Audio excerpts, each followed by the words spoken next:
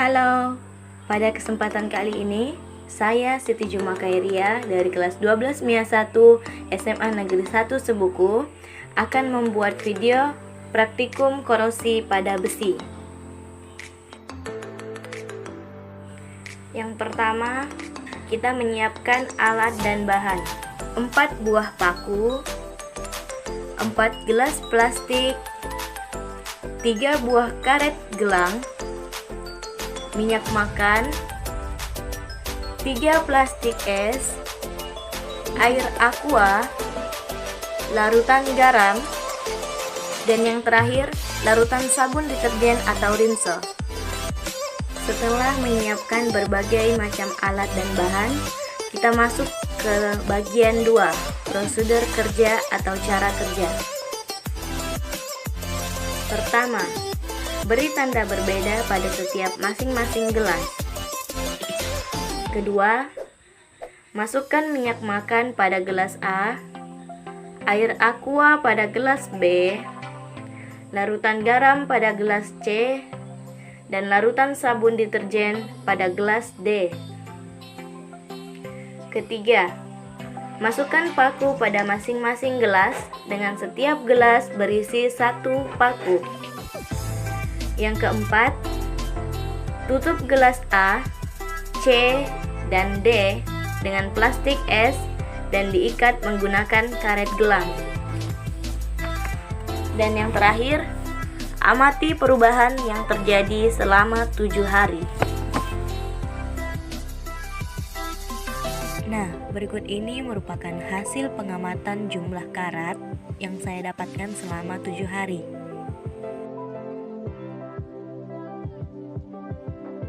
Pada gelas A yang berisi minyak makan, sama sekali tidak mengalami korosi karena minyak makan tidak mengandung oksigen dan tidak dapat berikatan dengan oksigen di udara, sehingga paku dalam keadaan bebas oksigen tidak dapat mengalami perkaratan.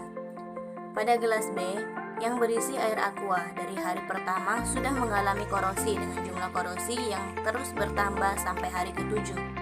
Hal ini dikarenakan air mengandung oksigen yang terlarut. Pada gelas C yang berisi larutan garam, sudah mengalami korosi dari hari pertama sampai hari ke-7 dengan jumlah korosi yang sangat banyak.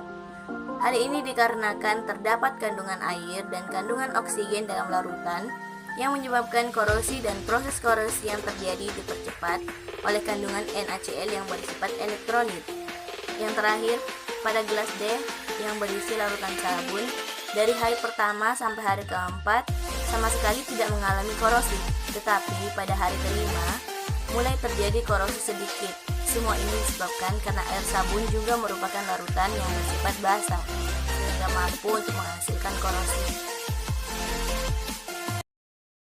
Dari hasil praktikum tersebut, saya dapat menyimpulkan bahwa paku tidak mengalami korosi terjadi pada paku yang dimasukkan ke dalam minyak makan.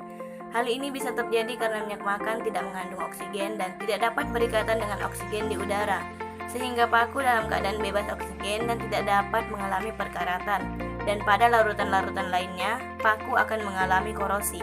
Kemudian dari praktikum ini dibenarkan bahwa salah satu faktor korosi adalah karena adanya kontak antara udara dan air. Agar tidak terjadi korosi pada besi, jangan sampai besi terkontaminasi dengan air atau larutan yang dapat menyebabkan oksidasi sehingga besi dapat berkarat. Jika menghindarkan besi dari air, maka besi tidak dapat bereaksi dengan oksigen yang dapat membuatnya berkarat. Faktor-faktor yang menyebabkan korosi adalah air dan oksigen. Sedangkan faktor yang dapat mempercepat terjadinya korosi adalah elektrolit dan permukaan besi. Nah, maka dari itu, cara pencegahan korosi kita dapat melakukan melumuri atau melapis logam dengan minyak makan. Sekian video dari saya, semoga bisa bermanfaat. Terima kasih.